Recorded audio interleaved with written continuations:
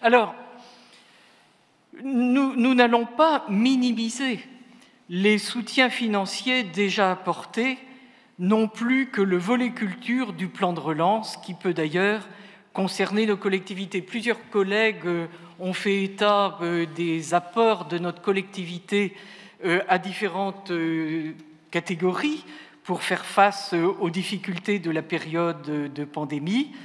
Notre collectivité a agi. Reconnaissons aussi que le gouvernement a agi et qu'il va continuer à le faire dans le cadre du plan de relance. Et si je suis positif sur ce point-là, j'aurais pu l'être moins en ce qui concerne la gestion de crise, mais pour faire écho à votre propos et à celui de notre collègue Guével, je n'irai pas dans le sens espéré par les marxistes du dépérissement de l'État, n'est-ce pas? On en est loin. J'ai d'ailleurs relevé avec un certain intérêt l'hommage indirect rendu au corps préfectoral, ça m'a fait plaisir quand même. Quant aux difficultés de fonctionnement de l'État, je dirais que si vous voulez avoir des détails techniques, je peux vous renvoyer à une petite opuscule que je me suis permis de rédiger à la faveur du premier confinement et qui montrerait que les torts sont largement partagés.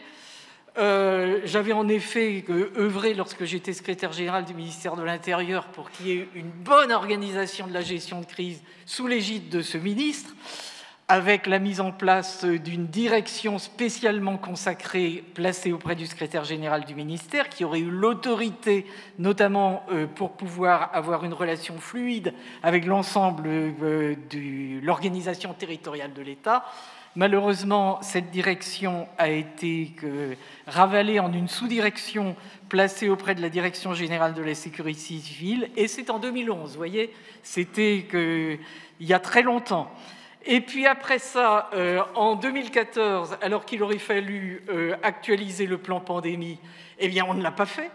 Et à la place, on a créé un plan ORSAN, organisation du système de soins pour faire face à une urgence sanitaire, donnant en fait toutes les responsabilités au secteur sanitaire et laissons donc sans actualisation toute la partie non sanitaire de la gestion d'une pandémie. Et puis, en 2016, alors qu'il y avait un établissement public de gestion des urgences sanitaires, l'EPRUS, qui gérait les stocks de masques, qui gérait la réserve sanitaire des médecins, etc., il a été supprimé pour être fondu dans Santé publique de France, dont on a vu que c'était quand même une grosse machine qui avait un petit peu de mal à gérer les crises. Et donc, effectivement, le gouvernement, en mars de l'année dernière, il était confronté à un paysage qui était un petit peu démoli, hein, et on se retrouve dans cette gestion chaotique à tous les niveaux que les uns et les autres peuvent dénoncer. Mais enfin, pour ce qui concerne maintenant du rebond économique, il faut reconnaître que le plan de relance nous offre des espérances que nous ne devons pas laisser passer. Et que dans la mesure où toutes les manettes avaient été données au ministère de la Santé, eh bien, il y avait un problème de gestion logistique et il a fallu en catastrophe aller chercher des compétences. Et manque de peau, c'est un cabinet américain qui avait les compétences, mais chance, c'était un petit breton qui était aux manettes au nom de ce cabinet américain.